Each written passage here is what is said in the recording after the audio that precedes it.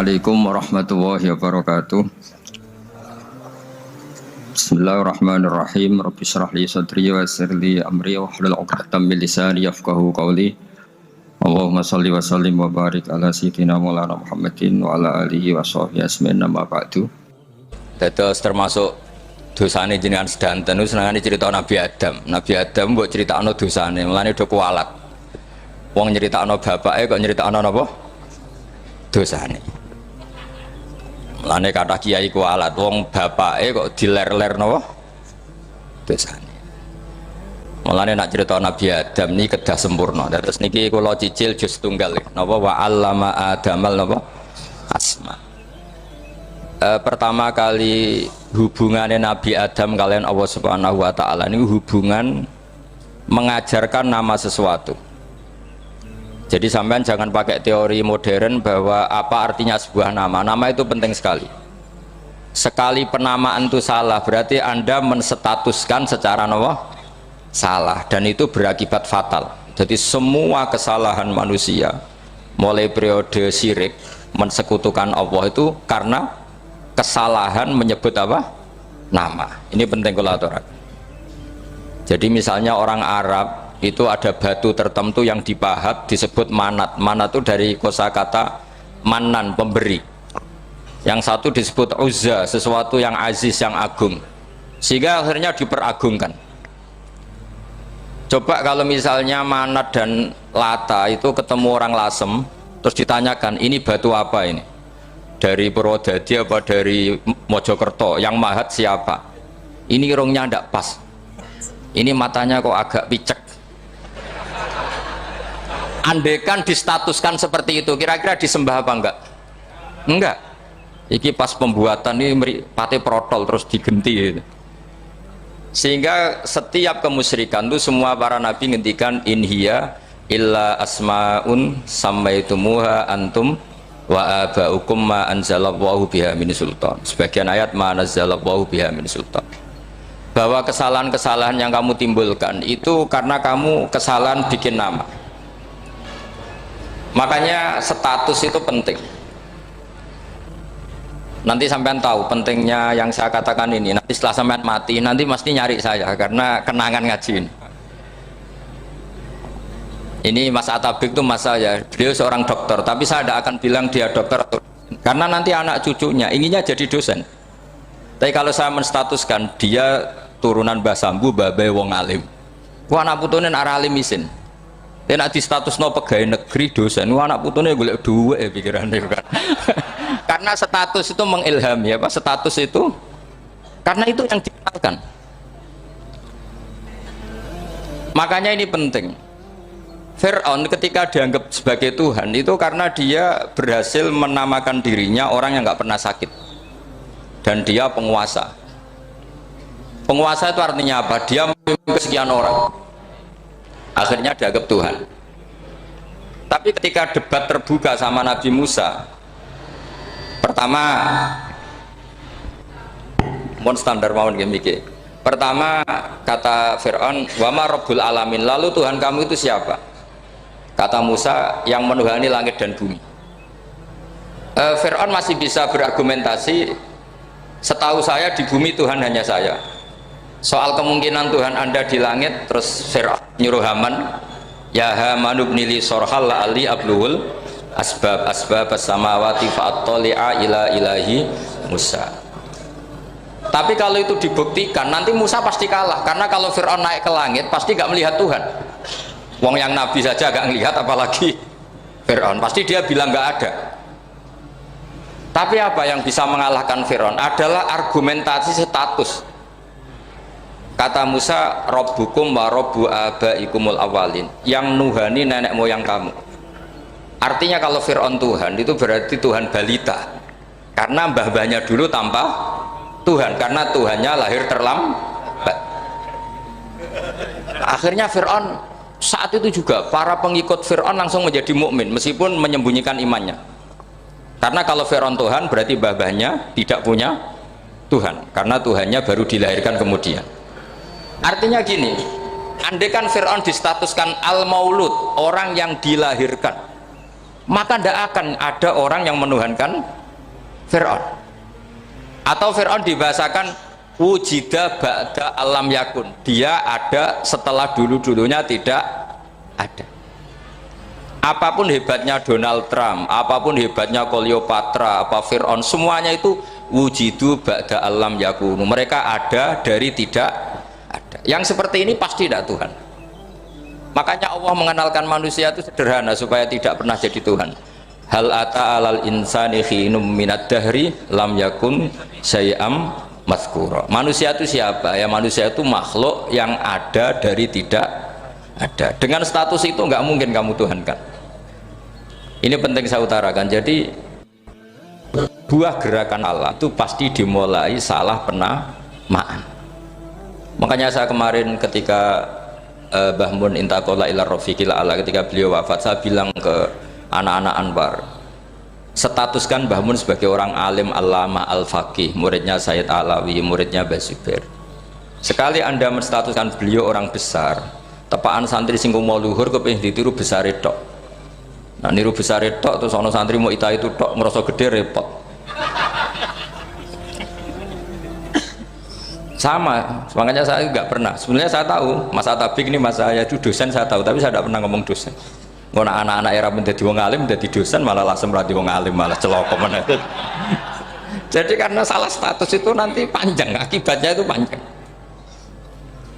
Makanya saya itu sebetulnya ya risih dikatakan Gus Bak itu orang alim, sebenarnya risih, tapi saya seneng saja. Sing seneng beniru alime, sing hasut tak jak kompetisi. Jadi tak nikmati ya. Jadi sing seneng beniru alime, sing ra seneng itu hasut tak jak kompetisi, tak jak maca tafsir, nak ra mriyang ya. Engkono paling maca primbon mek terjemah. Ini penting, jadi itu yang disebut wa'allama adamal asma. Makanya Allah itu mengkritik semua kesalahan manusia dimulai dari salah penamaan. Makanya saya kemarin Pak Pilpres sering bilang, kalau presidennya ini maslahat, kalau enggak ini enggak maslahat. Mana ada kemaslahatan ditentukan hanya oleh seorang presiden? Itu tauhid kita di mana? Memang kita secara syariat harus milih sesuai ijtihad kita, tapi tidak usah dong menggantungkan kesejahteraan sama seorang makhluk, itu tidak boleh. Secara tauhid nggak boleh. Makanya ini penting sekali. Jadi nggak boleh orang salah nama. Kita tetap memilih presiden, milih kiai, milih siapa saja, tapi tidak boleh menstatuskan manusia sama dengan status Tuhan. Itu bahaya sekali dalam ilmu tauhid. Terus yang ketiga, kenapa nama itu penting? Begini, alam yang dipakai Quran, alam itu nama ya, alam mangkul, semua alam. Wah nanti subuh tak jamin pinter nih, tapi saya tetap mau setengah jam, karena saya tahu sampai subuh pun kira-kira ya tidak pinter, jadi ya setengah jam. Jadi nanti kalau kamu ditanya, kenapa tidak pinter? Mari Gus Bak mulangi mau setengah jam, punya alasan. Kalau sampai subuh kok gak pinter kan, goblok banget nanti subuh orang pinter. Ya nak orang-orang bilang gitu. Lah anak sing ngomongin, oh mesti salah metode, gurune yang salah. Diulang orang pinter-pinter mesti salah sing mulang gitu. Malah repot lagi nanti. Saya beri satu teori bahwa nama itu penting. Rasulullah itu pernah guyon gini, ini guyon betul, ada di hadis sahih, ada di juz 3 di kitab Bukhari. Allah itu kalau ingin bully, Allah itu suka bully, suka goda orang. Kalau ingin bully orang kafir itu menamakan kekasihnya namanya Muhammad. Makanya Nabi pernah guyon, ala ta'jabuna kaifa yasrifu wa anni syatma quraisyin wa la'nahu. Kenapa Anda nggak pernah berpikir bahwa Allah begitu mencintai saya sampai bikin nama untuk saya itu nama yang membingungkan semua orang kafir? Karena kalau Abu Jahal nyari Muhammad mana, itu kalau kamu tahu bahasa Arab berarti artinya kan orang terpuji mana. Padahal Abu Jahal itu menghindari kata orang terpuji, jadi bingung dia. Muhammad kamu jancuk, coba kamu terjemah, wahai orang terpuji kamu, itu kan kacau semua. Makanya Allah itu suka bully. Jadi kata Nabi Muhammad, kamu tahu betapa Allah itu mencintai saya dan bikin bingung orang-orang yang menghujat saya, karena mereka kalau menghujat saya tetap menamai Muhammad. Itu coba kalau kamu tahu bahasa Arab, mana Muhammad orang yang Berarti kira-kira kalau Abu Jahal miso itu jancuk kamu Muhammad. Berarti artinya apa? Wahai orang terpuji, kamu jancuk. Ini kalimat yang kacau kan? Akhirnya Abu Jahal pinter. Kalau nyari Muhammad bilang gini, ya mudzammam, ainal mudzammam. Makanya kata Nabi, yastamuna mudzammaman wa yal'aununa mudzammaman wa ana Muhammad. Akhirnya Abu Jahal kalau nyari Muhammad, ainal mudzammam, mana orang yang tercela? Akhirnya orang-orang tanya, mudzammam itu siapa? Muhammad itu loh. Akhirnya dia keliru lagi. Ya Muhammad itu loh. Akhirnya ya bilang Muhammad lagi. Jadi kayak apa? Makanya itu saya mangkal kalau sama orang dan anaknya Kiai jenenge Agus, karena ya tetap diceluk Gus. Karena ya saya itu punya teman itu gak Gus, mangkalnya bukan main sama anaknya Kiai. Dia punya cita-cita anaknya nanti dinamai hanya Agus saja, supaya semuanya manggil Gus. Terus nanti yang hasut ya bilang Dus. Kayak kemarin pas pilpres itu macam-macam. Tapi ini penting saya utarakan, jadi nama itu nggak boleh salah, status juga nggak boleh salah. Makanya saya ingin misalnya anaknya Kiai kok jadi pejabat, ya sudahlah, jabat itu. Saya betul, saya sampai sekarang dengan Gus Yasin itu ya tetap nyucup. Saya bilang ini putra guru saya, ini Gus saya. Saya tidak pernah membahasakan beliau wakil gubernur. Bahayanya nanti suatu saat, oh ini mantan, kan repot. Jadi ini penting, status itu penting. Orang sekali salah status itu bahaya, ke depan itu bahaya sekali. Karena tadi saya bilang, tadi misalnya banyak kan anaknya orang-orang alim alamah, terus anak cucunya jadi dosen atau jadi doktor gitu. Terus ini yang jadi status. Nggak boleh seperti itu. Ya sudah, dokter secara akademik dia jadi PNS karena kestatusan itu, tapi di keluarga tetap saja status alimnya saja. Atau mudawimul khairi, mudawimut tahajud, mudawimu apalah, ini selalu tahajud, ini selalu deres, ini selalu ibadah. Sehingga anak cucu kita ya kenangannya itu. Anak-anak saya meskipun kecil itu jamaah terus, karena ya saya selalu jamaah. Dan saya melihat kalau anak saya tanya, Pak, kenapa bapak sholat terus? Ya saya bilang, sepantasnya jadi manusia sujud, cuma selama melok dudunya melok nganggo pangeran dibayari ya ora gelem. Kata saya gitu, wong nganggo mewong ya bayar, lagi nganggo bumine pangeran ra bayar wis anggap ae sujud itu bayar, kata saya gitu. Sehingga merasa sujud itu satu identitas. Ini penting saya utarakan karena tadi saya betul-betul mengenang istilah Allah wa 'allama adamal asma. Semua kesalahan itu kata para nabi, inhiya illa asma'un samaitumuha antum wa abaukum. Kita membahasakan misalnya presiden Amerika, orang terkuat di dunia. Bagaimana mungkin orang terkuat kemudian agak mangan sedino lemes? Hebatnya ning ndi? Iku nak pas mules weteng ya agak ngising ya lemes. Hebatnya apa? Makanya Allah ketika menerangkan Isa itu tidak Tuhan, itu Allah sederhana cara ngendikan. Kana yakulani to'amal masih ibnu Maryam illa rasul qad khalas min qablihir rusul wa ummuhu siddiqah kana yakulani to'am. Artinya kalau Isa itu tidak mangan ya lemes, nak keluarkan ya kudu ngising. Lah terus mbok sembah itu terus piye?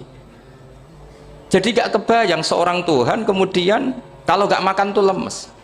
Berarti statusnya Isa apa? Orang yang lemes kalau tidak makan. Terus kamu Tuhan kan? Aneh nggak?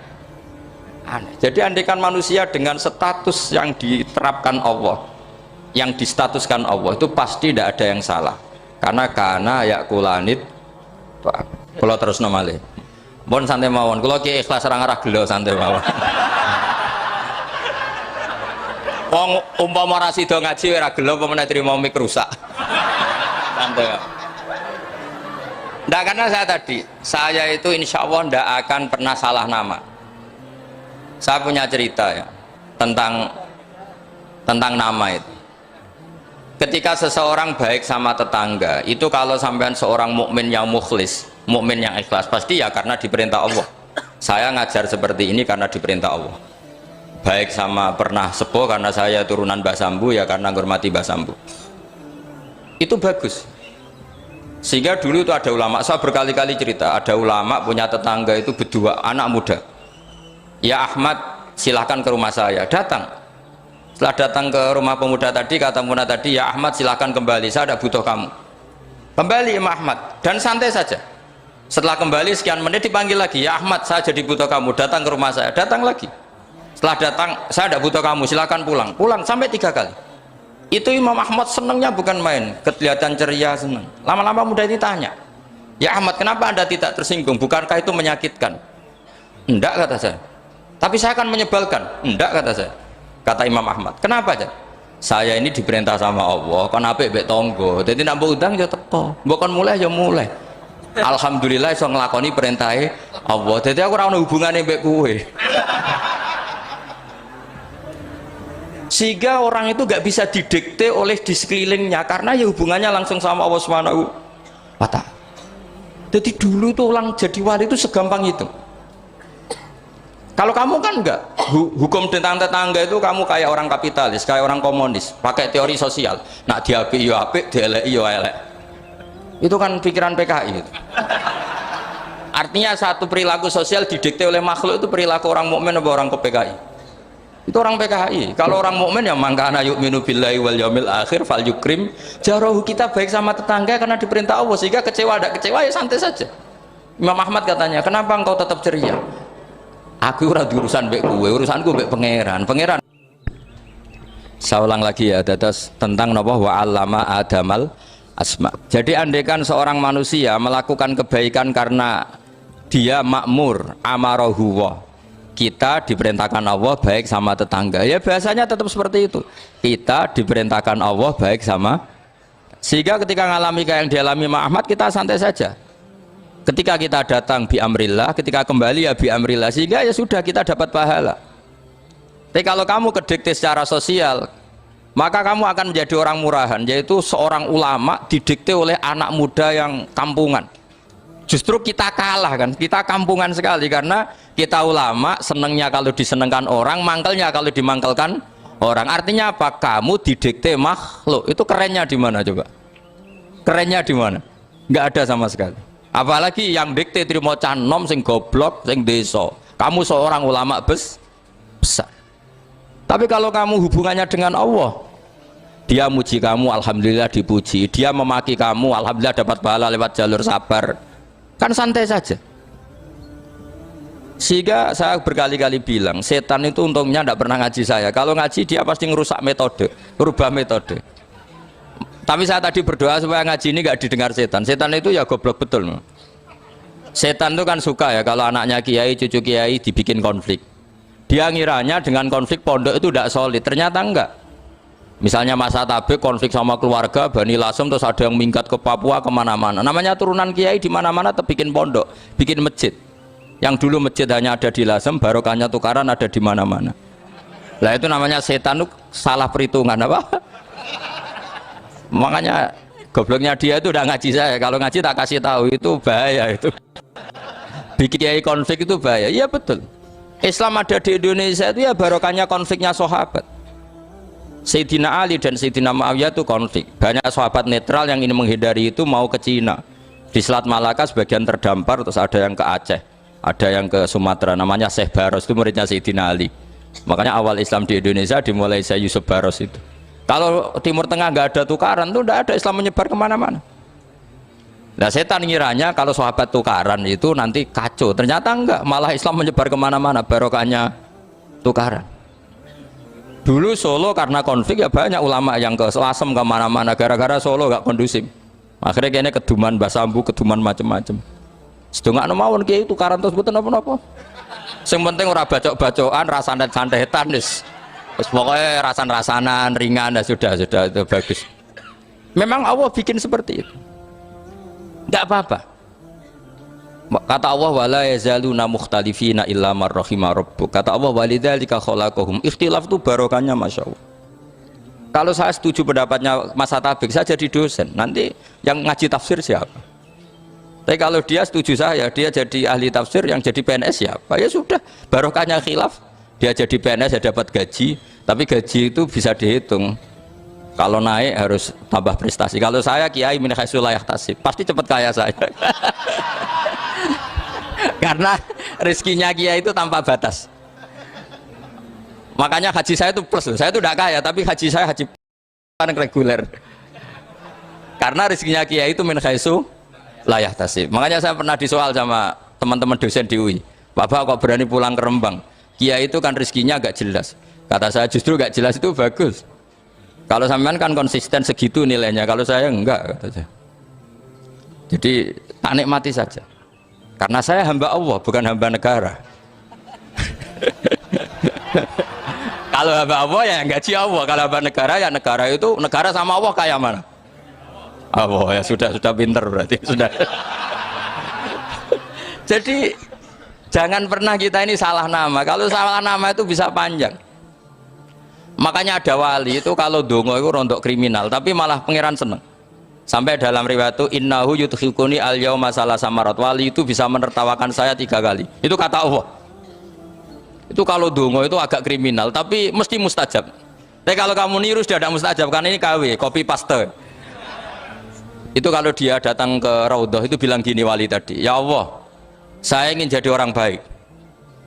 Jika engkau turuti doa saya, maka surra habibuk, kekasihmu ini menjadi senang. Tapi jika saya jadi orang jelek, surra aduwuk, yang senang itu iblis. Sekarang milih mana jenengan, menyenangkan kekasih kamu atau menyenangkan musuh kamu?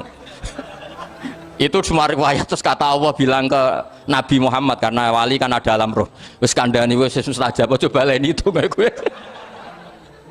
Segampang itu wali punya hubungan. Saya ulang lagi ya, tapi jangan ditiru. Karena kamu tidak wali, nanti setelah wali niru gak apa-apa. Ya Allah, saya ini ingin jadi orang baik. Kalau saya jadi orang baik, maka surra habibuk, kekasihmu menjadi senang. Kalau saya jadi orang buruk, surra aduwuk, musuh kamu menjadi senang. Tinggal engkau lah sekarang sebagai Tuhan, senang menyenangkan kekasih kamu, menyenangkan musuh kamu. Ya tentu Allah pilihannya kan senang menyenangkan kekasihnya. Terus kata Allah sudah sampai situ aja doanya, jangan panjang-panjang, baca-baca malah repot. Semudah itu mereka hubungan dengan Allah Subhanahu wa taala karena mereka tidak pernah salah nama. Kalau kita kan tidak. Kita tidak mesti walinya, tidak mesti istiqomahnya, kiai saja karena diangkat MUI, bukan karena kiai betul, atau diangkat di struktur kepengurusan NU. Terus doa pakai namanya sendiri, ya Allah, saya ini ngitmai agama sudah lama, mbok ya saya ini jadi gini-gini. Status kamu itu belum ada di arsy itu. Ini penting saya utarakan, jadi nama status itu penting sekali. Sehingga semua kesalahan saya ulang lagi itu karena status. Ini penting saya utarakan karena sekarang itu banyak nama itu disepelekan. Saya itu sering sinau kamus, jadi saya termasuk menekuni tafsir itu diantaranya menekuni kamus. Saya punya kamus banyak, mulai yang dikarang orang setengah kafir, munjid itu kan, kafir tapi setengah. Karena timnya banyak, sebenarnya banyak yang muslim juga. Ada yang Verus Abadi, macam-macam. Yang saya kenang dari kamus, di antara kamus yang saya kenang tentu miliknya Said Zabidi, kamus Mukhid itu. Ada kamus milik saya namanya Mukhtarus Sikha, itu dikarang oleh orang alim. Itu bilang begini, sama tak bedai sekarang, lafadz ilah itu maknanya apa? Tuhan kan? Tasniahnya apa? Dia bilang isim ini tidak punya tasniah. Dia bilang ilah, normalnya tasniahnya ilahani, jam'ahnya taksir alihah. Tapi kata dia nggak boleh, lughat seperti itu nggak boleh, karena kullusmin harus yadullu ala aini musammahu. Ilah itu nama tunggal untuk Allah, sehingga karena Allah itu tunggal nggak boleh ada tasniahnya ilahani. Karena kalau ilahani berarti kamu nerjemah apa? Dua Tuhan, berarti kamu nganggap ada Zaidun, ketika Zaid dua kamu bilang Zaidani. Kalau banyak kan nggak pernah ada Tuhan dua atau tiga. Makanya kata pengarangnya itu Abu Bakar Ar-Razi itu kata beliau, wahadal ismu la musanna lahu wala jam'ah wa innama jama'uhu wa sannauhu, katanya. Isim ini tidak punya tasnya, tidak punya jamak. Tapi kalau orang-orang, katanya, orang-orang itu bilang ini ada jamaknya, ada tasniahnya. Ini penting sekali. Karena kesalahan itu nggak ada. Cara teori Quran itu kesalahan itu nggak ada. Yang ada adalah orang salah. Beda loh ya. Tak wari dadi wong pinter. Makanya ini sampai subuh. Tak wari dadi wong pinter. Saya ulang lagi ya. Kesalahan itu nggak ada. Yang ada itu orang salah. Pernah ada nggak 1 tambah 1 15? Nggak ada kan? Tapi kalau orang salah bilang 15, ada. Pernah nggak putih ini hakikatnya hitam? Nggak pernah kan? Tapi kalau orang salah, misalnya Rabun bilang ini hitam, ada. Sehingga ini penting ini dalam teori ilmu mantek. Setiap Allah menyalahkan mereka itu kata Allah yaquluna bi afwahihim. Mereka itu melafatkan dengan mulut mereka bahwa Tuhan itu tiga misalnya, bahwa Lata Hubal itu Tuhan. Itu kalimat yang keluar dari mulut mereka tapi tidak menunjuk hakikat. Makanya kata Allah kaburas kalimatan takhruju min afwahihim. Sungguh kalimat itu kalimat kriminal betul yang keluar dari lisan mereka. Karena apa? Normalnya kalimat itu tadullu ala musammahu atau musammaha. Yang namanya kalimat misalnya putih yang menunjuk putih, hitam menunjuk hitam. Nah kalau Tuhan yang menunjuk Allah, Tuhan kok ditunjukkan ke batu? Itu kan kacau. Tuhan kamu siapa? Hubal. Itu batu apa Tuhan? Batu. Tuhan kamu siapa? Yesus. Yesus itu manusia apa Tuhan? Manusia. Makanya kata Allah kaburos kalimatan takhruju min, mesti tulisannya ayat iyaquluna illa kadiba. Ini penting saya utarakan. Jadi makanya kesalahan itu tidak ada, yang ada itu orang salah. Makanya kata Allah ja'al haqqu wa zahaqal batil. Kalau ada hak pasti batil itu hilang. Tapi orang yang meyakini kebatilan banyak, tapi kebatilan itu tidak ada. Pernah ada enggak 1 tambah 1 15? Enggak pernah ada kan? Tapi kalau orang bilang itu ada. Ini penting saya utarakan. Makanya kamu jangan janggal. Kata Allah ja'al haqqu wa zahaqal batil. Ternyata sekarang kebatilan ada di mana-mana. Barang batil itu enggak pernah ada. Yang ada pelakunya. Misalnya nyon sewu misalnya gini. Zina itu mengenakkan apa enggak? Kata orang yang ahli nafsu mengenakkan. Tapi hakikatnya tidak pernah mengenakkan. Sekarang tanyakan yang pernah melakukan itu, yang terhantui dosa oleh itu. Hakikatnya menyakitkan apa mengenakkan? Menyakitkan. Tapi yang bilang mengenakkan ada, tapi hakikatnya tetap menyakitkan. Nah, semua kesalahan manusia itu dimulai cara membahasakan. Mengambil uang negara korupsi itu kata yang baru keturutan nafsu nih. Enak punya uang banyak, mengenakkan. Tapi kata yang sudah ketangkep menyakitkan. Nah faktanya korupsi itu dihisap sampai akhirat. Statusnya itu menyakitkan apa mengenakkan? Menyakitkan. Andai kan orang menstatuskan korupsi menyakitkan, maka akan menjauhi korupsi. Makanya semua kesalahan itu dimulai dari salah memberi nama. Ini penting saya utarakan supaya kamu kalau menafsirkan Quran itu nanti terus benar. Makanya setiap kesalahan kata Allah apa? Kaburas kalimatan takhruju min afwai. Nah kalau kalimat itu nyata kata Allah kalimatu haqqin aliyana hya wa aliyana mut wa aliyana nub'as. Atau katanya istilah pangeran dzalika bi anna wal haqqu wa ma yatuna min dunihi wal. Hangatnya jaga imun tubuh. Nanti terus urut, sampean baca Quran nanti bisa kayak saya, urut, konsisten. Yaitu tadi. Misalnya Fir'aun itu orang pakai status yang diajarkan Allah ke kita. Fir'aun adalah wujida ba'da alam yakun. Fir'aun adalah makhluk yang sekarang ada tapi dulu-dulunya tidak ada. Padahal sebelum ada Fir'aun sudah ada bumi, ada langit, ada matahari. Sebelum ada Yesus, ada Isa, sudah ada bumi, ada matahari. Artinya apa? Zaman langit bumi ada, penyebabnya Isa apa enggak? Enggak kan? Karena dia ada setelah adanya langit dan bumi. Fir'aun juga gitu, Yesus juga gitu, semuanya begitu. Makanya Allah mengajari kita apa? Hal ata alal insani hinum minad dahri lam yakun syai'am madhkura. Katakan manusia itu siapa? Manusia adalah makhluk wujud yang dulu tidak ada. Sekarang banyak enggak orang yang sudah kaya sebelum Pak Jokowi jadi presiden, sebelum Pak SBY jadi presiden, sebelum Pak Karno jadi presiden? Banyak enggak yang sudah kaya sebelum? Banyak kan? Artinya yang mengkayakan itu presiden Pak Allah. Allah. Sekarang kamu miskin, kamu nggak bisa nyalahkan Pak Jokowi. Sebelum Pak Jokowi presiden kamu sudah miskin. Ya, artinya yang memiskinkan itu presiden apa takdir? Takdir. Makanya wa anna ila rabbikal muntaha wa annahu adhaka wa abka wa annahu amata wa ahya wa annahu khalaqaz zawjaini dzakara wal unsa. Jadi kita miskin ya karena kehendak Allah, kita kaya kan semua itu karena Allah. Tapi kita terjebak hukum modern. Nak presiden iki sejahtera, nak iki ora. Ya mungkin secara bahasa syariat mungkin ada benarnya, tapi kita ini kan dilatih ilmu hakikat. Tak ulang malam 13 Dzulhijjah masuk ilmu cek syariat tok. Oh gak pinter-pinter banget cek gobloke kan gitu. Daftar wali kok ilmune ngono iku ora iso. Ini penting saya utarakan. Jadi saya ulang lagi. Makanya di Quran itu ilmu tertinggi diantaranya menurut orang tasawuf qulillah tsumma dzarhum fi khaudihim yalabun. Saya itu nggak pernah loh takut mati meskipun saya masih muda, karena saya bayangkan mati itu ya baik-baik saja. Ketika saya hidup ya nggak tahu cara ngelola nyawa saya, kenapa kok nggak pergi. Kamu tahu caranya ngelola nyawa kamu, kok nggak mati sekarang? Nggak tahu kan? Tahu-tahu masih hidup kan? Tahu-tahu diutang semacam-macam lah. Sebenarnya kita zaman hidup pun nggak tahu cara ngelola nyawa kita, cara kerja jantung kita, cara kerja paru-paru kita. Nanti setelah kita mati pun nggak tahu caranya hidup ketika kita.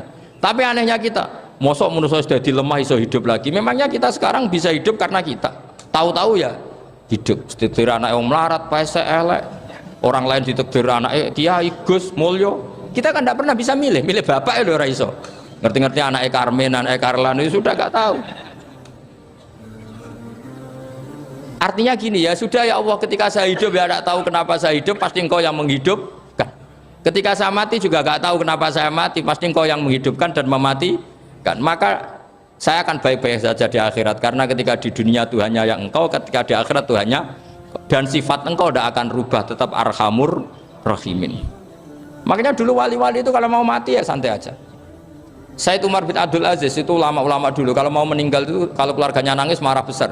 Memangnya mau kemana kamu nangisin saya? Lah kamu kan mau mati. Memangnya mau kemana kalau mati? Ya kembali ke Allah. Ya susahnya apa? Di dunia ya milik Allah, di akhirat milik Allah. Inna sholati wa nusuki wa mahyaya wa mamati lillahi rabbil. Yang aneh sampai harus melarat orang wani mati, aneh tenan. Ya karena sampean tahu mungkin di akhirat lebih miskin lagi kan karena. Wes repot terus. Coba kalau dari awal kita menstatuskan diri kita biadillah. Inna sholati wa nusuki wa mahyaya wa mamati. Tapi kamu salah status. Mengatakan kehidupan adalah momen untuk mencari kesejahteraan.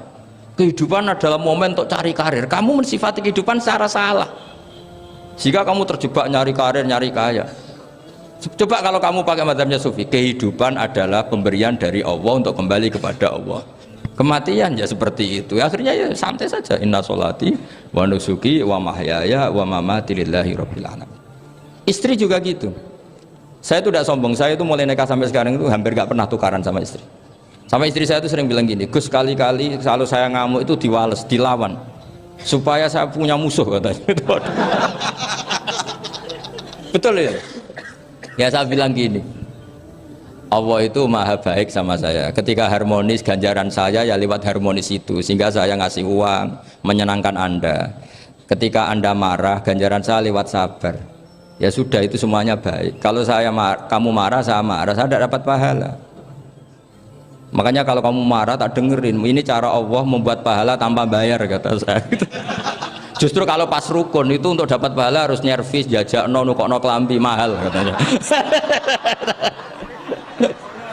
Boros itu pahala yang boros katanya. Tapi kalau kamu marah ini pahala paling murah, nggak usah biaya, dapat apa? Pahala, cukup sabar. Lu itu kalau terlatih lama-lama dapat ya biasa saja. Ulama dulu seperti itu semua. Imam Syafi'i itu pernah ada orang baik sekali sama beliau, orangnya itu munafik padahal. Tapi kalau setelah keluar dari Imam Syafi'i dia memaki-maki Imam Syafi'i. Suatu saat beliau dikasih tahu, orang yang tadi muji-muji jenengan itu di luar maki-maki jenengan. Imam Syafi'i itu guyu sebenarnya bukan alhamdulillah. Muridnya kan janggal. Ini dikasih tahu gitu, alhamdulillah, alhamdulillah. Kenapa ya Imam Syafi'i, dia kan di luar maki-maki jenengan? Berarti aku wong wibawa, ning ngarepku rawani aja. Ya jadi dianggap enteng saja melihat, berarti aku wong wibawa, ning ngarepku ora wani. Ya sudah. Terus ketika ditanya, tapi itu kan bahaya bagi Anda karena memfitnah Anda gini-gini. Kata beliau, zaka Allah. Yang ngeritiknya bahaya itu hanya Allah Ta'ala. Yang lainnya enggak bahaya. Karena ini makhluk dhaif, enggak penting. Loh, kamu sampai tersisa dikritik orang karena kamu nganggap makhluk itu penting. Ini gobloknya sampean. Goblok segoblok-goblok saya itu. Coba kalau kamu mensatukan makhluk tetap makhluk, kritiknya enggak penting. Promo beli lokal dari Tokopedia dan TikTok. Ada diskon spesial untuk jutaan produk lokal. Cek sekarang. Makhluk tetap makhluk, kritiknya tidak penting. Selesai kan? Selesai enggak? Ini problem Anda tidak wali itu, kalau dikritik ya susah. Makanya tidak wali itu problem menurut saya. Makanya saya nggak jadi wali itu kan, karena hanya wali yang hidupnya itu la khaufun alaihim wa lahum. Ya, orang dulu tuh semudah itu hidup. Gampang sekali. Dulu ceritanya di antara ceritanya manakibnya saya Ja'far Shadiq itu, kalau ada orang memaki-maki dia itu dikirimi hadiah. Kenapa? Karena kebaikan kamu telah kamu berikan kepada saya, ini hadiahnya. Sampai malu yang ngeritik itu. Kan kalau orang rasani itu kan kebaikannya dikasihkan sama yang dirasani. Lah kamu kan ngajinya seperti itu, tapi dirasani kok susah. Harusnya kan kasih aja, ditransferi saja. Alhamdulillah.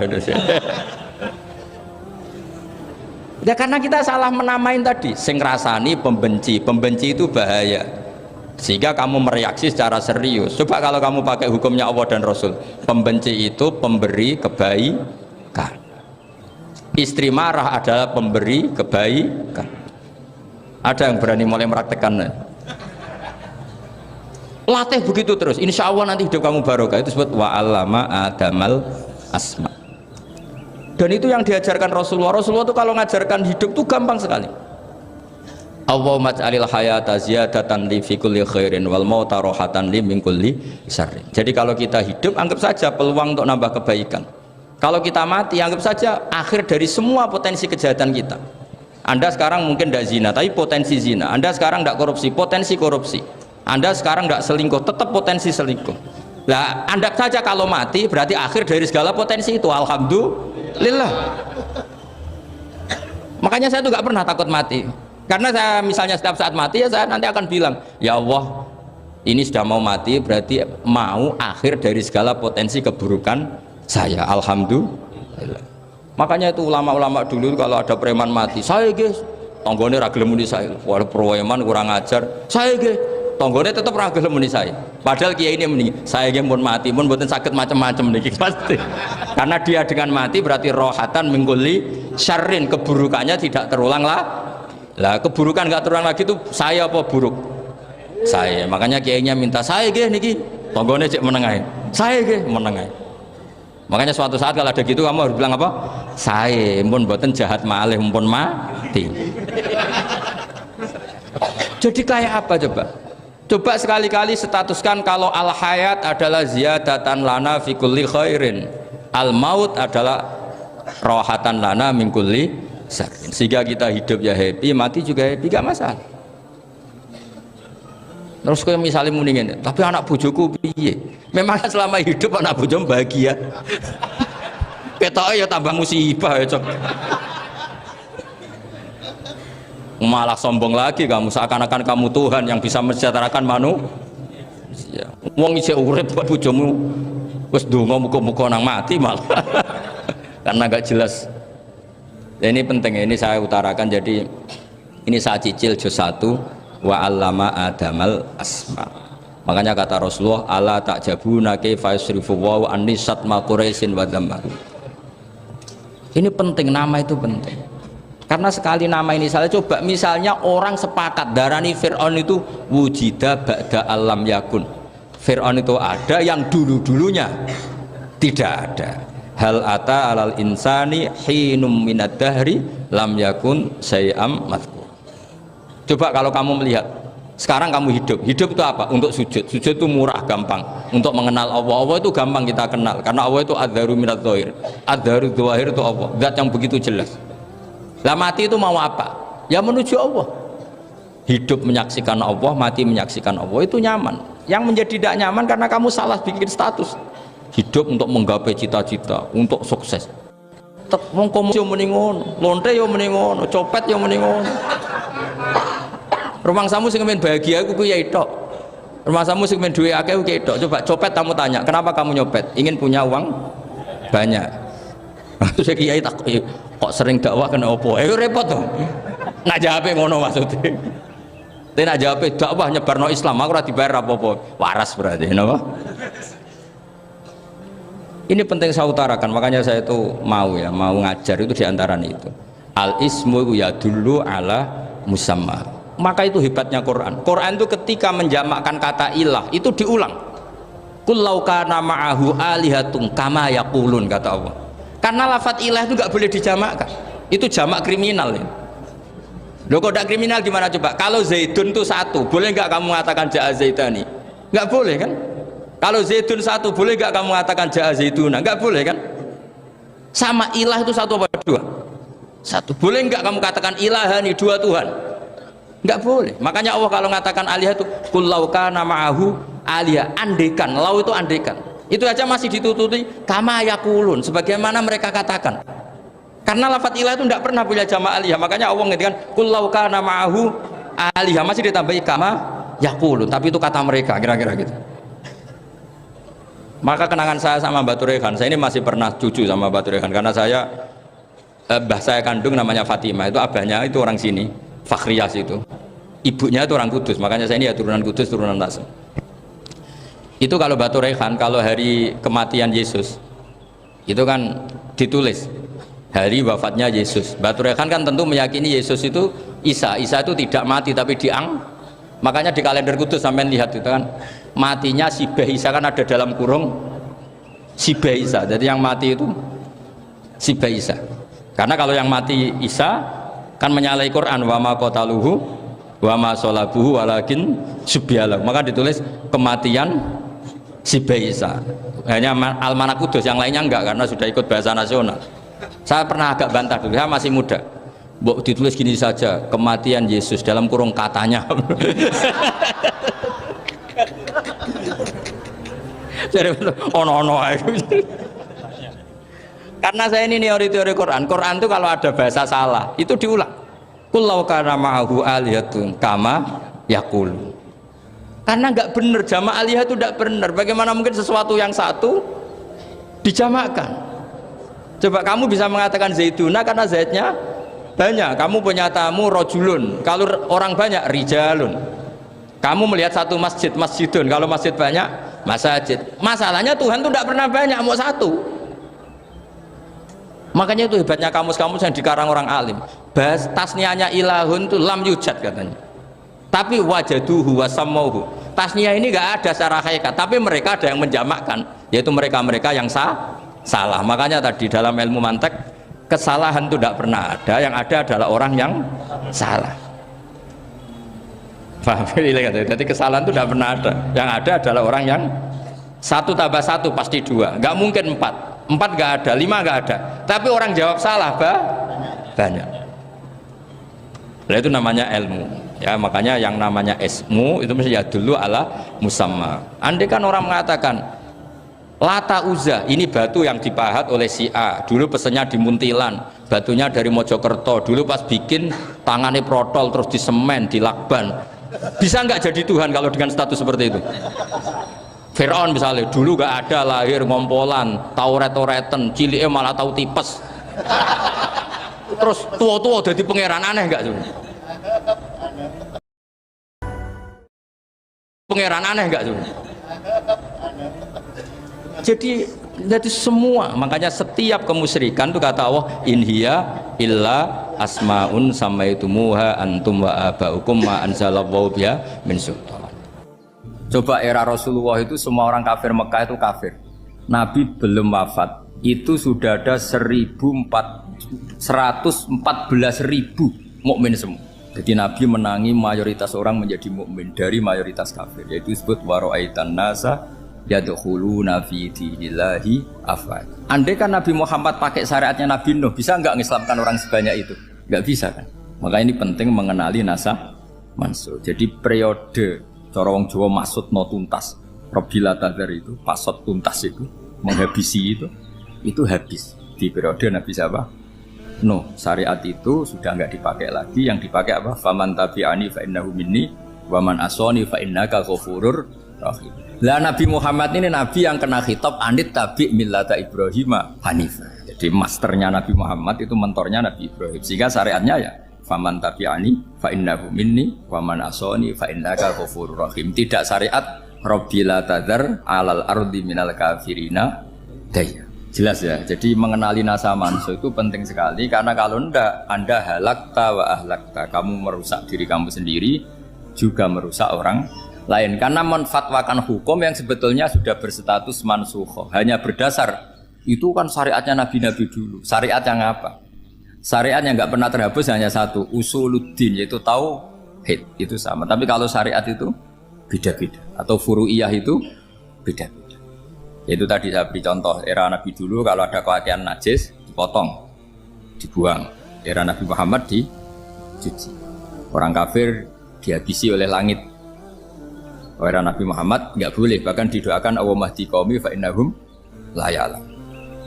Di Qur'annya apa? Wa in ahadum minal musyrikin astajaraka fa'jirhu hatta yasma'a kalama Allah summa ablighu ma'mana. Jadi kalau ada orang kafir nggak boleh main dihabisin, mereka beri peluang untuk mengkaji kitab Allah. Hatta yasma'a kalama Allah. Kalau mereka sudah berpeluang ngaji, harus summa ablighu ma'mana, harus dijamin keamanan. Ya, karena apa? Dzalika bi annahum qaumul la ya'lamun. Bagaimanapun mereka memang karena tidak tahu. Nah, kenapa tidak tahu? Enggak. Karena tadi mereka tertutup oleh kultur yang beratus-ratus tahun. Mbah-mbahnya mereka menyembah batu, menyembah berhala. Ya tahunya itu ya Tuhan. Bagaimana Anda bisa menjelaskan sesuatu yang sudah beratus-ratus tahun kan tidak gampang. Maka ada periode dimaklumi, apa? Kalau era sampean kan, mosok waktu disembah saking gobloknya orang, kamu lahir kan sudah nyembah Allah, tidak nyembah batu. Bayangkan kalau kamu jadi mereka, wong perut kamu saja disuruh makan pizza sakit kok, karena saking lamanya makan sambal kan gitu.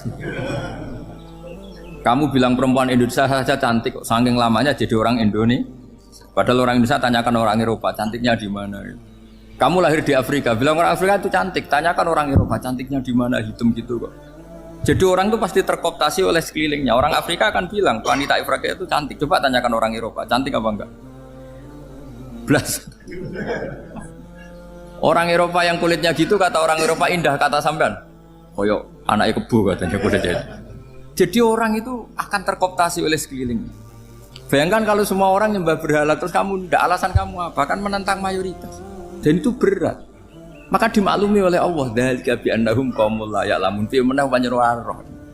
Nah, pemakluman ini yang mulai sekarang terkikis. Orang main pukul saja enggak mau ngaji. Enggak mau ngaji Quran secara kafah. Jadi fatwanya Islam kafah tapi ngajinya Quran enggak kafah. Ngambil 1-2 potongan ayat dipakai dalil. Jadi Islamnya inginnya kafah tapi ngajinya Quran enggak. Kalau kafah ya hafal 30 juz itu. Kalau mau ya, kalau mau kafah ya hafal berapa? 30. Makanya saya sering bilang, saya sering dinasihati orang karena belum tahu saya ini hafal Quran. Bapak harusnya Islam itu kafah. Kata saya ya dimulai dari konsep Islam itu kafah dulu, apa ya hafal Quran secara kafah. Jadi ini penting saya utarakan. Bahaya sekali orang mengenali Islam tanpa mengenali nasab maksud. Karena beberapa syariat Nabi sebelum kita itu berstatus mansukh. Terus contoh berikutnya, ini nasab mansukh antar Nabi apa khusus internal Nabi? Antar Nabi aja nggak selesai ini sampai. Contoh yang paling keren mungkin cowok semua senang. Nabi Dawud dulu istrinya berapa? 99. Nah itu kalau masih halal itu kan berarti jenengan tuh punya istri berapa? Wah itu kan ngeri betul. Punya satu aja repotnya gitu, apalagi berapa? Punya 99. Terus kamu bilang gini, ini kan syariatnya Nabi Dawud, Nabi kan bisa diikuti. Pernah ada periode di mana seperti itu boleh. Jadi makanya mau tidak mau ngenali nasab mansukh itu harus. Kalau enggak ya kamu masih berkeyakinan boleh beristri berapa? Nah ini penting saya utarakan. Makanya Sayyidina Ali itu kalau ngetes calon mubalek, kira-kira kalau Kemenak dulu inginnya apa? Sertifikasi apa? Mubalek. Itu tanyanya gitu.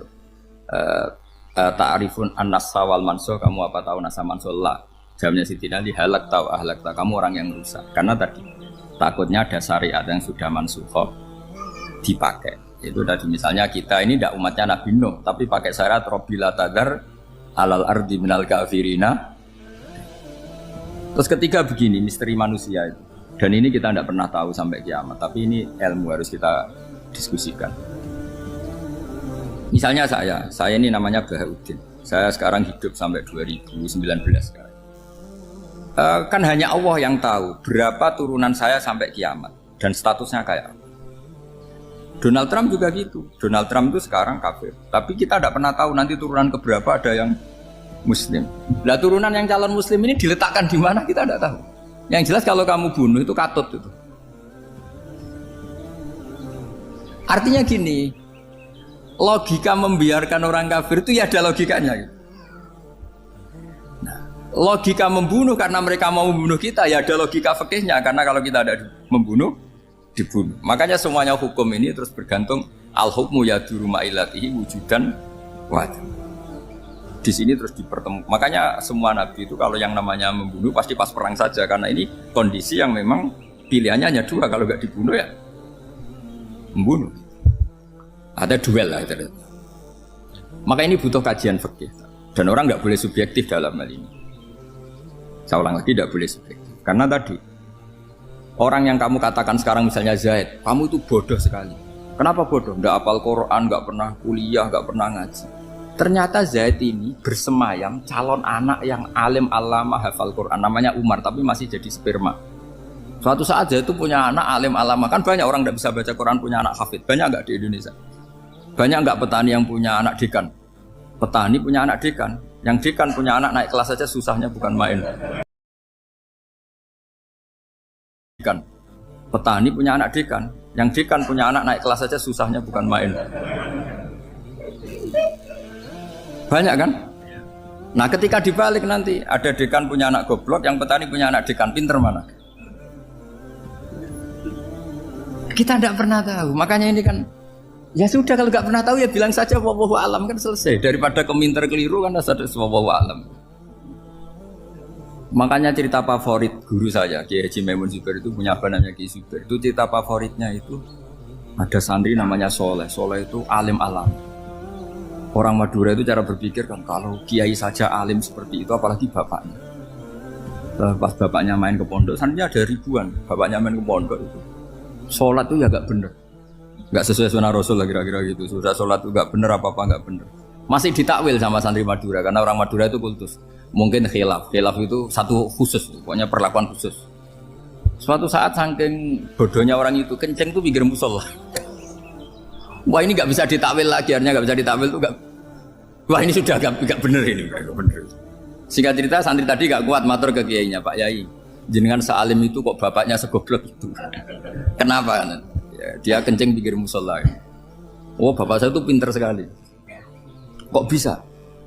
Karena beliau yang memutuskan saya mondok sampai saya jadi alim alama seperti ini. Yang bodoh itu mbah saya. Bodoh itu mbah saya kan. Artinya gini, sekarang misalnya Anda dekan atau Anda rektor atau Anda profesor atau Anda kiai top mubalek kondang. Anda mubalek kondang terus punya anak gobloknya bukan main, atau apalagi anaknya ketangkep KPK. Yang satu anaknya orang bodoh jadi dekan. Kalau kompetisi ini pinter mana juga. Ada ahli metodologi tapi anaknya itu terlibat narkoba. Yang ini petani utun, anaknya dekan, kira-kira kalau dikompetisikan pinter mana?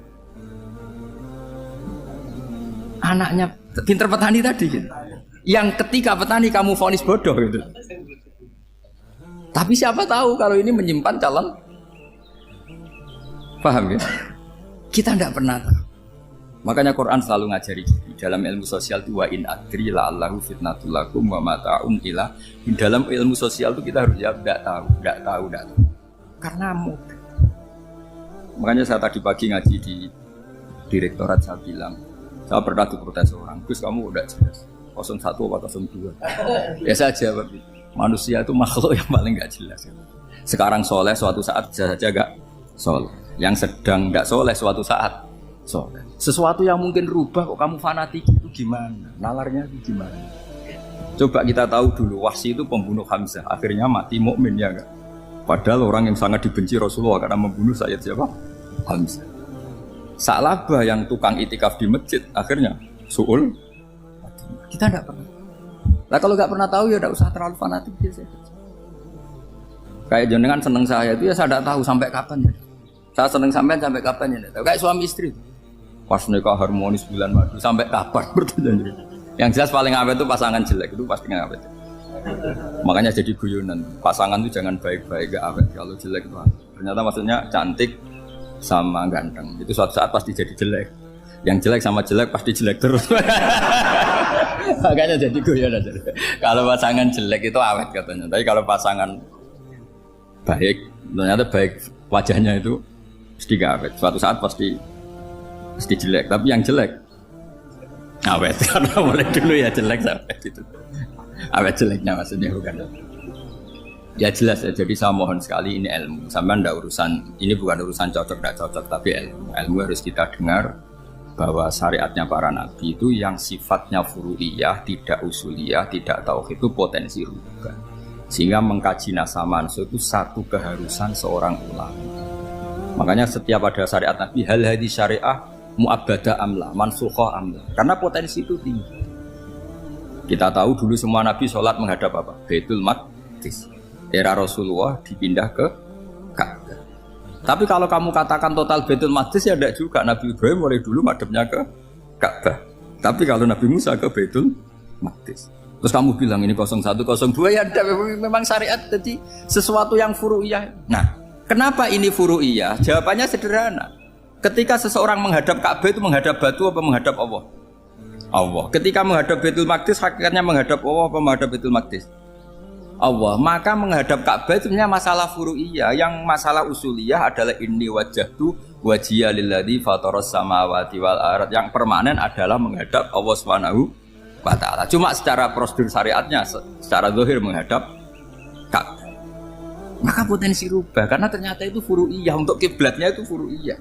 Yang permanen adalah menghadap ke Allah Subhanahu wa taala. Ini pentingnya. Jadi terus sekarang masih antar nabi apa di internal nabi? Ini sudah mau selesai, ini sudah habis ini. Internal. Ini sudah selesai, ini sudah pas. Mohon Pak ambil. Oh. Jam ini sudah. Sampai mana tadi? Diteruskan apa enggak? Sudah ya, sudah kayaknya sudah. Biar kelihatan cerdas. Sekali pertemuan sudah pinter gitu. Berapa? Setengah jam sudah pinter gitu. Yang internal nabi apa antar nabi? Internal ya, sudah sekarang ke internal. Kalau internal lebih banyak lagi contohnya. Yang masyhur tentu masalah Baitul Maqdis. Dulu Rasulullah pernah sholat menghadap Baitul Maqdis 16 bulan. Berapa? 16 bulan. Kila 17. Pokoknya khilafnya hanya 16 dan 17. Kalau ada bilang 10 bulan berarti gak pernah ngaji. Khilafnya, karena khilafnya itu hanya 17 sama 16. Akhirnya sama Allah diminta disuruh menghadap ke Ka'bah. Saya ulang lagi, itu tetap masalah antar nabi sebetulnya. Begini, makom itu kalau dalam bahasa Arab bukan kuburan. Kalau di Indonesia kan makomnya Sunan Bonang itu kan kuburan. Kalau makom dalam bahasa Arab itu sesuatu yang pernah dipakai singgah, itu namanya apa? Makom. Lalu Rasulullah itu pertama di Medina itu madhab Baitul Maqdis itu 16 bulan. Orang Yahudi senangnya bukan main, sampai mereka bilang gini, Muhammad tuh gaya-gaya nantok punya agama baru, tapi kiblatnya ikut kita. Baguslah anak itu katanya, masih tahu diri katanya. Bagus katanya itu masih tahu diri. Jadi senangnya bukan main orang Yahudi, karena kiblatnya Muhammad sama dengan mereka. Ya tentu mereka jangkar Muhammad, bukan Sayyidina Muhammad atau Rasul Muhammad, karena mereka masih gak iman. Nabi itu ya agak tersiksa, karena beliau secara gen turunan Nabi Ibrahim dan kiblatnya Ibrahim itu Ka'bah. Agak tersiksa tapi sami'na wa ata'na tetap madhab ke Baitul Maqdis berapa? 16 bulan. Suatu saat Nabi Muhammad itu disuruh madhab Ka'bah. Ini dengerin. Akhirnya madhab ke Ka'bah. Apa yang terjadi? Orang Yahudi komentar gini, Muhammad itu gimana? Dia di perantauan rindu sama keluarganya, terus rindunya itu diaplikasikan jadi perilaku agama. Jadi dia madhab Ka'bah dianggap kangen. Kayak saya kan orang Rembang. Rembang itu apanya Jogja? Timurnya apa? Nggak, Jakarta itu mana Jakarta itu? Barat sana ya. Ibaratnya saya orang Jakarta, terus merantau di Jogja. Dulu kiblatnya itu menghadap ke timur, terus ketika madhab ke barat kata sampean, wah itu Pak Dune kangen apa? Keluarga. Juga kurang ajar orang Yahudi. Jadi orang Yahudi itu memang paling pinter bully. Makanya kalau sampean tukang bully itu ya agak-agak, ya enggak. Saya tidak ngomong agak ya, pokoknya agak-agak. Ya. Pinter bully orang Yahudi. Makanya nggak ada orang debat sepinter orang Yahudi. Yang bisa ngalahkan hanya Tuhan itu. Orang Yahudi yang bisa ngalahkan hanya Tuhan. Sayyidina Ali orang paling terkenal cerdas. Itu kalau sama orang Yahudi itu pusing. Karena ya apa logikanya itu? Saya beri sekian contoh. Ada orang Yahudi tanya gini, Muhammad, kalau kambing mati itu yang bunuh siapa? Ya Allah, mati langsung itu. Agama kamu itu aneh, Mak. Yang langsung sentuhan Allah haram, tapi yang lewat tangan-tangan jahil manusia malah halal. Harusnya itu yang halal kan orisinil langsung Allah yang bunuh. Jadi utaknya itu Aneh, dari cara berpikir itu aneh. Nah cara sampean ini kan, nak halal pangan kue. Tapi Nabi kan nggak boleh bertutur kata kasar gitu. Kalau yang jadi Nabi saya untalan ngono kan gitu. Tapi Nabi kan nggak boleh kasar. Jadi Nabi itu problem karena nggak boleh apa? Kasar. Kalau kita kan gampang, wis nak halal untalan kan selesai, Pak. Tapi Nabi nggak boleh kasar gitu. Jadi nak jadi nggak Nabi, nggak sampean itu kan enak. Mau keliru ya pantas, mau apa saja pantas. Karena kan nggak panutan. Kalau Nabi nggak bisa meluruskan kebenaran itu harus tetap sesuai akhlak. Ada yang nggak perlu aturan itu. Jadi enak. Jadi ya itu memang aturannya harus itu. Coba Nabi itu perang tapi nggak boleh bunuh. Kayak apa susahnya? Beliau jadi sasaran tembak tapi nggak boleh bunuh. Kalau sahabat kan enak, duel, relax, santai, bisa tarung. Kalau Nabi nggak boleh. Makanya Nabi meskipun ikut perang terus gak ada sejarah orang yang dibunuh. Ya, hanya satu peristiwa itu pun dibaca orang kafir, ditangkis Nabi, pedangnya kembali ke dia mati. Tapi gak ada yang Nabi. Karena Nabi kalau pembunuh nanti itu terus kayak pendekar kan susah juga punya Nabi kok. Habis perang saya Nabi tanya, Muhammad habis serang berapa? 1000. Ya repot juga punya Nabi mantan apa? Pembunuh meskipun yang dibunuh orang kafir, tapi kan kayak apa ya? Fitrah manusia itu akan menolak kepemimpinan orang yang gitulah pokoknya nggak bisa diterangkan itu. Makanya Nabi itu nggak pernah bunuh, meskipun kayak apa musuhnya tapi nggak pernah bunuh. Untungnya di sekeliling orang-orang yang tadi. Jangan bilang tuh suka bunuh ya, pokoknya perang gitu ya. Perang dengan bunuh itu beda loh ya. Kalau perang itu fair apa? Fair. Sampai mana tadi? Nabi Ibrahim ya. Makom tadi saya ulang lagi. Nabi Muhammad menghadap ke Baitul Maqdis itu hanya Allah nuruti. Ini loh Nabi betul. Tahu betul bahwa di antara syariat adalah Baitul Maqdis karena semua Nabi pernah berkiblat Baitul Maqdis. Tapi Nabi ketika menghadap ke Ka'bah, Nabi juga dibilangin sama Allah. Ini loh syariat yang benar karena Ka'bah juga kiblat sing a'taku, lebih tua ketimbang Baitul Maqdis. Maka disebut Ka'bah Atiqah. Ilal Baitil Atiq. Kalau Quran bahasakan Ka'bah apa? Wal yatawafu bil Baitil Atiq. Atiq itu tua sekali. Ya, sudah. Ketika berstatus tua itu orang Yahudi seneng, mergo roh kelirune Muhammad. Mereka nantang, Muhammad ayo debat terbuka. Nabi rawuh. Bagaimana Anda bilang Ka'bah itu kiblat tertua? Wong Ka'bah itu pertama yang menghadap sana itu ya kamu. Semua Nabi menghadapnya ke Baitul Maqdis. Terus Nabi Muhammad mulai berargumentasi ilmiah tadi. Enggak, Ka'bah itu kiblatnya Ibrahim. Jadi Ibrahim dulu itu yang mulai dulu kiblatnya itu di Ka'bah. Terus orang itu tanya buktinya apa? Terus dijawab fihi ayatum bayinatum maqam Ibrahim. Ternyata di situ ada jejak kakinya Nabi Ibrahim, yaitu batu yang diinjak beliau ketika bangun Ka'bah. Itu argumentasi ilmiah. Lah barang orang Yahudi kehilangan ilmu itu gobloknya orang Yahudi. Makanya yang bisa mengalahkan Yahudi hanya Allah Subhanahu wa taala. Luang Ibrahim saja golongan kita, pengikut kita. Ibrahim itu pengikut Yahudi. Wah itu Nabi mulai senyum-senyum, mulai tertawa-tawa. Wah itu goblok, orang terdidik. Karena itu ibaratnya kayak kamu bilang Soekarno itu pengagum Puan Maharani. Kira-kira seperti itu. Soekarno itu pengikut Puan. Karena Yahuda itu Yahuda bin Yakub bin Ishak bin Ibrahim. Saya ulang lagi ya, nasabnya Yahudi ya Pak. Yahuda bin Yakub bin Ishak bin Ibrahim. Jadi Ibrahim itu mbah keempat dari Yahuda. Tapi karena mereka kalah debat, Ibrahim itu pengikut Yahudi, itu sama dengan bilang apa? Soekarno itu pengikut Puan Maharani. Itu kan jadi aneh. Atau Gus Dur pengikut Mbak Yeni, atau Basim Asari pengikut Mbak Yeni, itu kan aneh. Wah, akhirnya sama Allah diingatkan. Makanya ada ayat ha antum haula hajatum fi malakum bi ilm falimatu hajuna fi ma laysa lakum bi ilm. Perjanjian debat ini semuanya harus ilmiah. Tapi kenapa perdebatan Anda malah ndak ilmiah? Karena orang Yahudi iftadohu, malu semua. Wah semuanya Muhammad itu satu-satunya kekalahan orang Yahudi. Tapi ayat-ayat seperti ini itu gak populer. Ayat ha antum haulai hajastum fi malakum bi ilm falimatu hajuna fi ma laysa lakum bi. Jadi Islam betapa hebatnya Islam. Kalau debat harus ilmiah.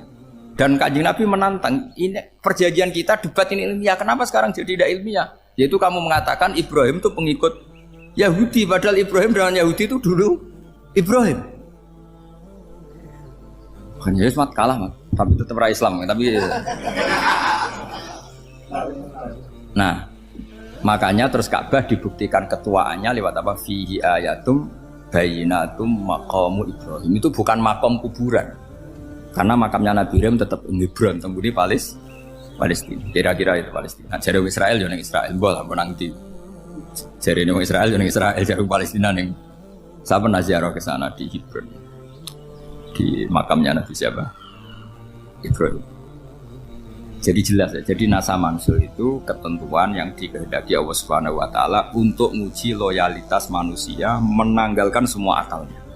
Makanya saya mohon sekali siapapun yang ngaji saya dimanapun, sekali-kali manusia itu harus menanggalkan akal. Sekali Anda pakai akal, maka Anda akan ingkar dengan nasa mansul. Nasa mansul itu hukum yang direvisi, yang dibatalkan. Makanya orang Yahudi lagi-lagi pinternya orang Yahudi. Merovokasi orang-orang yang Islamnya belum kuat, diprovokasi gini. Ungzuru ila Muhammadin tahayyara fi din yukhillu yawman wa yuharrimu ukhra. Lihat itu Muhammad, dia kebingungan cara beragama. Kadang bilang A, besok bilang B. Jadi nasa mansub dianggap satu bentuk kebingungan. Gak kurang ajar tapi. Wah, akhirnya sebagian orang yang murtad. Makanya nasa mansub itu satu peristiwa yang menjadikan banyak orang murtad. Karena diprovokasi orang Yahudi bahwa itu bentuk kebingungan Muhammad. Akhirnya terus saya qulu sufa minan nasi ma wallahum al-qiblatimul lati kanu alaiha. Kelirunya orang Yahudi adalah ternyata nasa mansuh yang dipilih Rasulullah itu semuanya ada di Taurat dan Injil.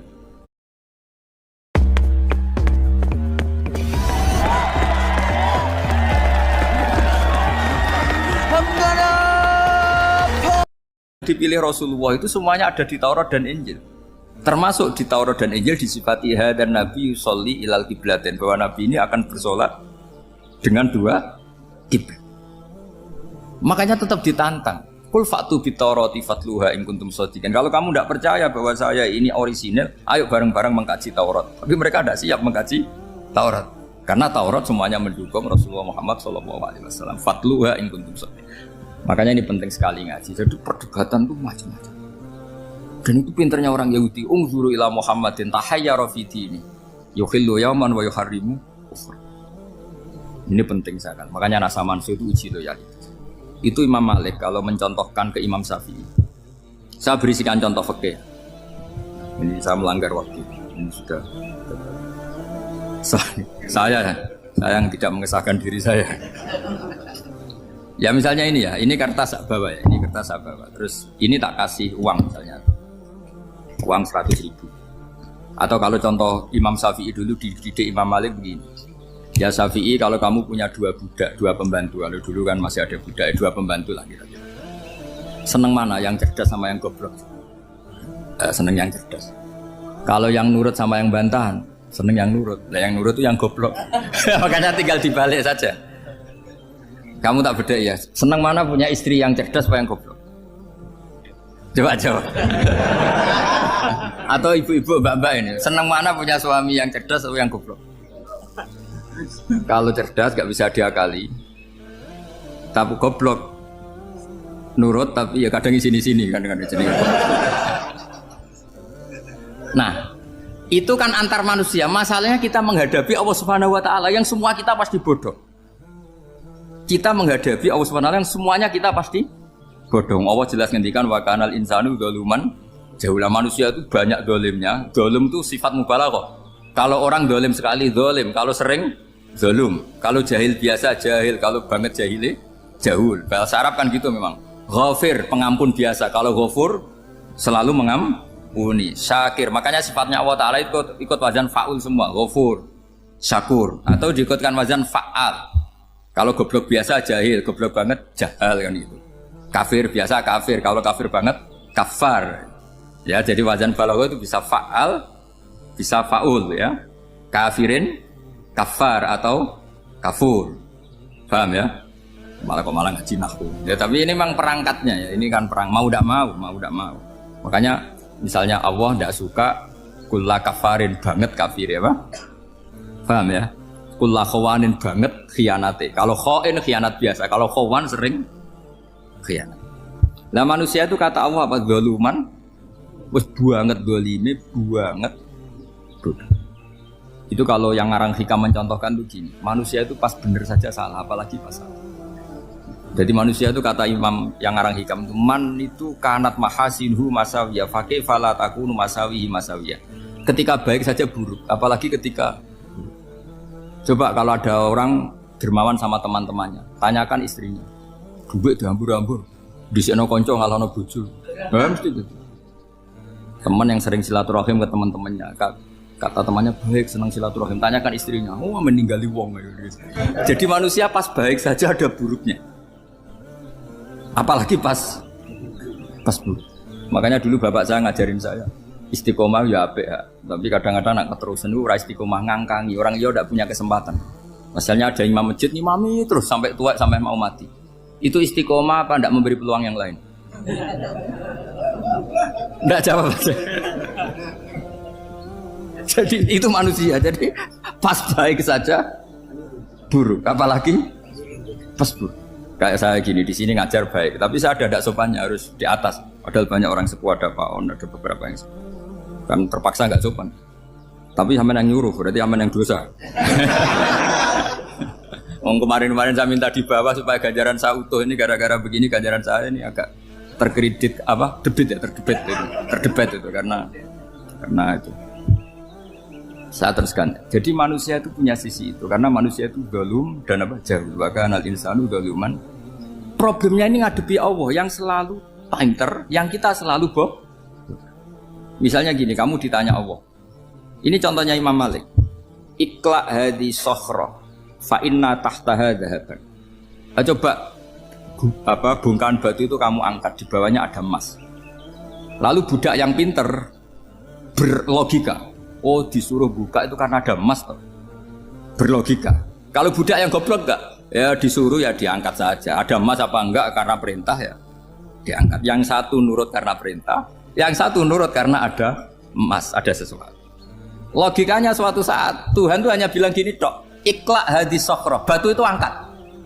Yang nurut yang goblok permanen tadi kan langsung angkat.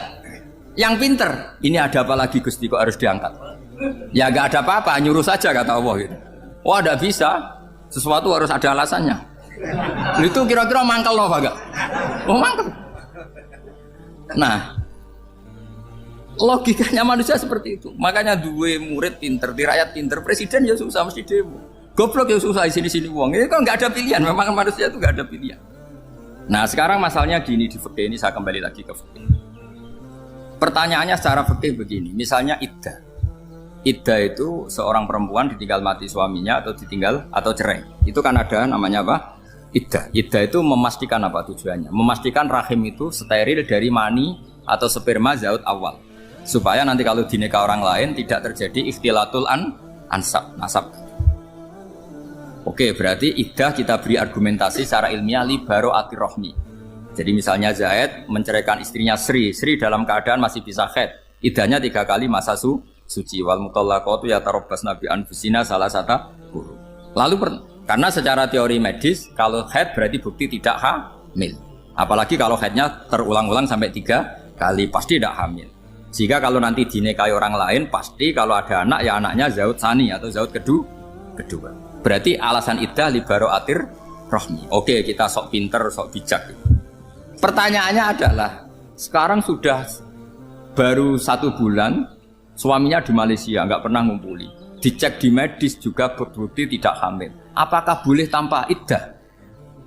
Semua ulama mengatakan tidak boleh. Tapi ini kan rahimnya jelas bersih. Ya karena iddah itu nuruti perintah pangeran, pokoknya tetap iddah 3 kali masa suci, 3 kali masa suci atau masa haid, itu ada perdebatan ulama. Tapi kan ini terbukti bersih Gus. Meskipun terbukti bersih, kata Allah harus iddah 3 bulan atau berapa? Kira-kira 3 bulan, 4 bulan ya tetap harus iddah. Kowe milih mana? Sok pinter Gusti, berhubung ini. Pangeran mbok terangno gitu. Berhubung. Jadi Tuhan apa mbok wari berhubung Gusti, ini jelas steril dari sperma zaut awal. Enggak usah iddah Gusti. Sama aja kamu disuruh majikan kamu ikla hadis sakhra, berhubung enggak ada apa-apa, enggak usah ya. Kira-kira mangkel ndak budak yang seperti itu? Mangkel. Budak yang seperti itu. Mangkel. Maka dibutuhkan kebodohan dalam beragama. Betul itu memang. Makanya Nabi itu unik. Pernah bilang itu gini. Aksaru ahlil jannah al-bulhu. Aki-aki penduduk swarga itu al-bulhu wong goblok-goblok. Maksudnya goblok yang jenis ini bukan goblok betulan maksudnya. Maksudnya goblok jenis ini itu ya tetap pinter, tapi pinternya dibuang pura-pura goblok demi samina. Nah, jadi saya misalnya kok pinter dan goblok tadi sekaligus. Pinter dan goblok. Ya bah ikla hadis sokhra fa inna tahta hadaban. Tak angkat karena saya tahu di bawah ada emas. Tapi di hati saya sajane ya mergo perintah. Suatu saat kok disuruh Allah ikla hadis sokhra, perintah ya tak angkat ya sudah. Jadi ya pinter ya goblok. Saya tahu namanya perintahnya Allah pasti ada hikmahnya. Hikmahnya itu adalah libaro atir rohmi. Tapi hikmahnya jadi kawulo adalah nurut perintah Allah, cek tahu alasannya maupun tidak. Lah di sini ada illatul hukmi untuk membangun kecerdasan, tapi ada loyalitas untuk membangun ubudi. Ya, bahwa kita ini kawulo roh tetap loyal. Makanya tadi pagi saya cerita Sayyidina Umar. Sayyidina Umar kayak apa cerdas, tapi tetap ubudi ya. Yaitu Rasulullah SAW sering dibully orang kafir. Muhammad itu gaya-gaya nantok. Wong ora oleh nyembah berhala, ora oleh nyembah watu. Jebule ini nyembah Hajar Aswad. Karena dilihat dari jauh kan tetap nyium Hajar Aswad. Coba kalau kamu lihat dari jauh, kamu sujud dari jauh kan kayak sujud sama batu.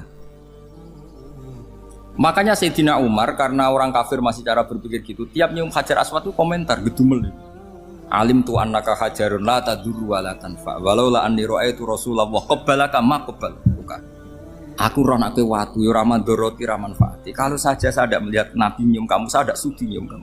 Jadi tidak berdoa doa mustajab itu tidak gerutu. Karena apa? Umar tahu ini masalah secara tauhid. Kalau saya doa depan Hajar Aswad nanti dikira syirik karena berdoa di depan batu. Tapi kalau saya tidak nyium nyulayani sunnah Rasul yaitu nyium Hajar wis tengah-tengah nyium sambil gerutu itu sudah kompromi.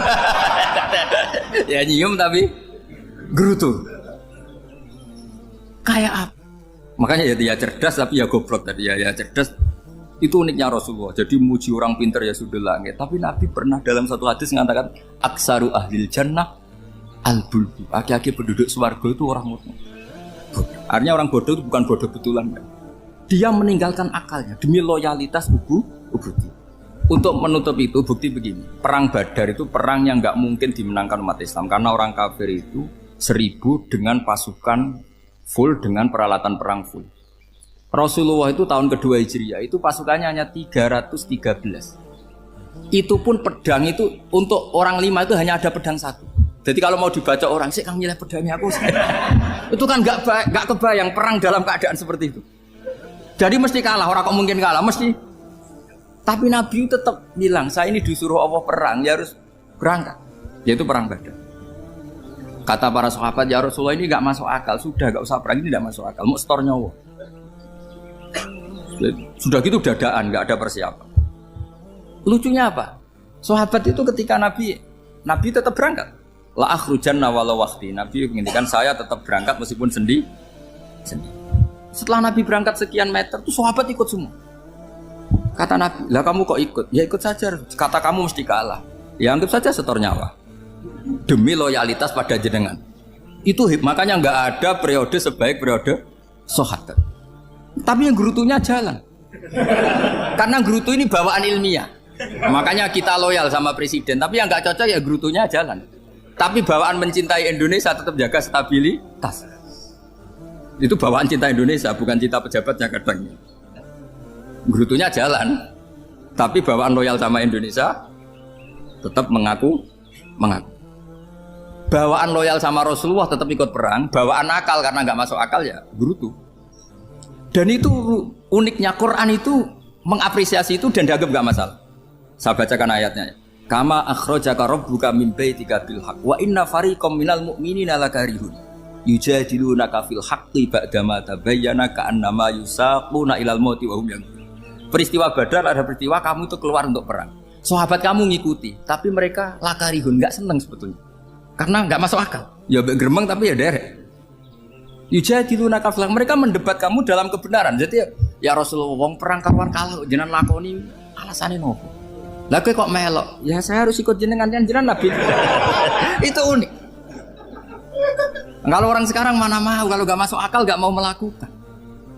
Coba misalnya istri kamu belanjanya dikurangi, anggap saja petualangan latihan hidup di masa lalu, nggak mau. Padahal petualangan itu hal yang indah. Petualangan itu kan hal yang indah, kan nggak mau. Oh ngirit aja alasan. Tapi lucunya kalau dijak camping bermiskin-miskin di hutan mau. Karena karepe dhewe, tapi nak suami yang ngongkon. Ayolah seminggu ini kita model miskin, anggap saja petualangan masa lalu. Nggak mau. Karena pinter, apa? Coba kalau bodoh. Ya ngono ya apa-apa Mas. Tapi resikonya nak bodoh, pas kamu sakit ya dibiarin.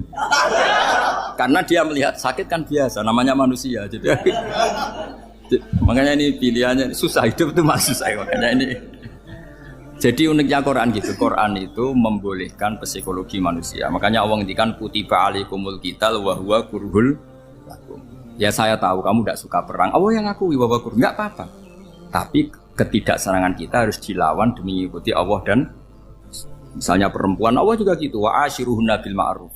Gauli istri kamu muamalah secara baik. Kata Allah fa in karihtumuhunna fa asa an takrahu syai'a wa ja'alallahu fi khairan katsira. Mungkin ada watak yang kamu tidak suka, tapi di situ ada kebaikan.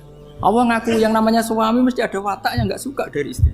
Juga sebaliknya lebih banyak lagi yang suami istri kamu tidak suka watak kamu.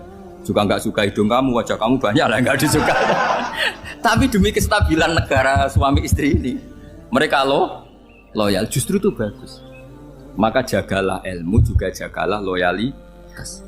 Itu yang perlu saya utarakan. Jadi makanya agama ini dibangun dua. Satu kecerdasan hikmah, yaitu ya al-hukmu yaduru ma'ilati wujudan wa adaman. Tapi juga ada ubudiyah, bahwa agama ini milik Allah. Maka sami'na wa ata'na.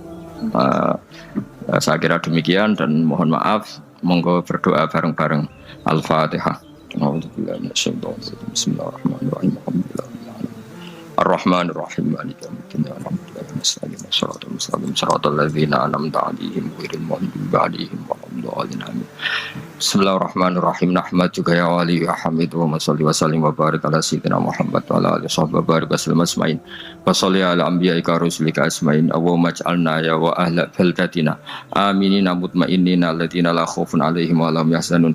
Waj'alna salimin wa ghanimin mu'afin min kulli bala'id dunyal akhirah. Waj'al ya Allah salamatana salamatan yusla biha kitabukal karim. Wa salamatan ya Allah nazkuruka katsiran fi sholatina wa siyamina ya Allah. Wa taj'alana ya Allah mimman ya'buduka wa mimman yarjuka wa mimman yakhafuk. Allahumma ya ij'al hadhil baldah baldatan thayyibatan mubarakah baldatun thayyibatun wa ghafur. Bi haqqi tatabi alaika wa na'maika ya Allah. Wa nahnu nasku ilaika ya Allah du'fana ya Allah wa qillata hilatina fa'adrikna ya Allah daiman wa fi kulli hal bi alaika wa na'maika hatta nakuna ya wa salimin mu'afin min kulli bala'id dunyal akhirah. Rabbana atina fid dunya hasanah wa fil akhirati hasanah wa qina adzabannar. Sallallahu alaihi wa sallam Muhammad sallallahu alaihi wa sallam. Subhana rabbika rabbil izzati amma yasifun.